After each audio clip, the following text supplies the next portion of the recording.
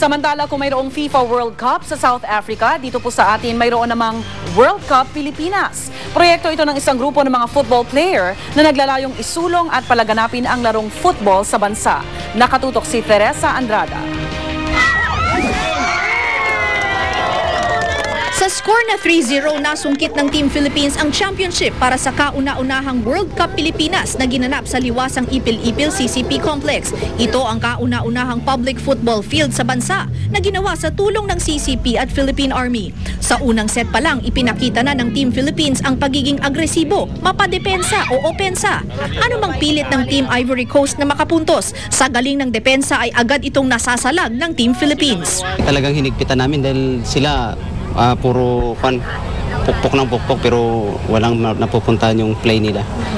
Ang Team Philippines ay binubuo ng football team ng Philippine Army. Nakuha naman ng Portugal ang ikatlong pwesto matapos talunin ang Sweden sa score na 1-0. Bagamat nakuha ng Pilipinas ang tropeo sa 11-a-side tournament, di naman naging maswerte ang Team Philippines sa 7-a-side. Nakuha ng Homeless World Cup Team Philippines ang ikatlong pwesto. Nasungkit naman ng Sudan ang championship laban sa India sa score na 2-0. Pawang mga out-of-school youth ang kabilang sa Homeless World Cup Team Philippines. 2008 nang magsimulang sumali ang Pilipinas sa kompetisyon ng Homeless World Cup sa iba't ibang bansa. They'll be representing the country in Rio, in this September. So it's a big honor for them.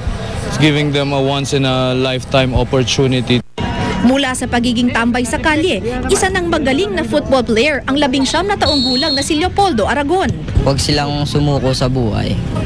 Ang World Cup Pilipinas ay proyekto ng Sunken Garden United, isang grupo ng mga football players mula UP Diliman. In time nga lang sa World Cup, so our event for this year is isinabay na namin sa World Cup season. Football is not a popular sport here in the Philippines, so by small teams like us, we're help spreading the event by organizing events like this.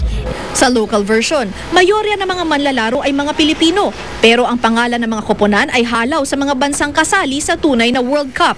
Dahil liksi at bilis ang puhunan, hindi kailangang matangkad ang isang manlalaro para maging magaling sa football. Kaya naman isa raw ang football sa sport na pwede sanang mag-excel ang Pilipinas kung may sapat na exposure at suporta mula sa gobyerno. The world's best players like Pelé and Maradona. Maradona's from Argentina, Pelé is from Brazil, are about the same height of an average Filipino. Umpisa pa lang daw ito ng kanilang kampanya para palawakin ang kaalaman ng Pinoy sa football. Umaasa silang dadating rin ang araw na malalagay rin sa mapa ang Pilipinas bilang isa sa mga magagaling na manlalaro ng football sa buong mundo. Teresa Andrada, Nakatutok, 24 Oras. Mga kapuso, ipinananawagan ng isang youth scooper ang road sitio gitna sa Barangay Ugong, Valenzuela City. Ayon po kay youth scooper Lenny Natividad, laging masikip ang daloy ng trapiko roon, pawang malalaking sasakyan pa naman daw ang dumadaan sa road sitio gitna. Nagkakaroon din daw ng tubig sa kalsada pero hindi naman nila alam kung saan ito nanggagaling. Kahit pa raw tirik ang araw ay hindi natutuyo ang daan. Napeperwisyo rin daw ang mga pedestrian doon dahil natatalsikan sila ng tubig pag dumaraan ang mga sasakyan. Pwede rin po kayo magpadala ng mga video at litrato ng mahalagang balita. Mag-log on lang po sa www.uscoop.tv. Para naman magpadala ng text at MMS, i-text ang scoop space, message space ang inyong pangalan at address at ipadala sa 4627. At tandaan nyo mga kapuso, basta may balita sa lugar nyo, i-uscoop nyo. Nakakaupo at nakakalakad na raw mag-isa si unang Ginoo Mike Arroyo. Kahit ko-opera lang niya sa kanyang tinatawag na spinal column. Ayon sa kanyang mga doktor, nakakagulat ang bilis ng paggaling ni Tony Arroyo. Nakatulong daw ang positibong pag-iisip ng unang Ginoo. Sa ngayon, tinututukan ng mga doktor ang blood pressure, ang tinatawag na pain medication o yung gamot para sa nararamdamang sakit o hapdi, at ang physical therapy ng first gentleman. Posible raw makalabas na siya sa ospital sa Sabado. Tamang-tama yan sapagkat kaarawan niya sa darating na araw ng Linggo.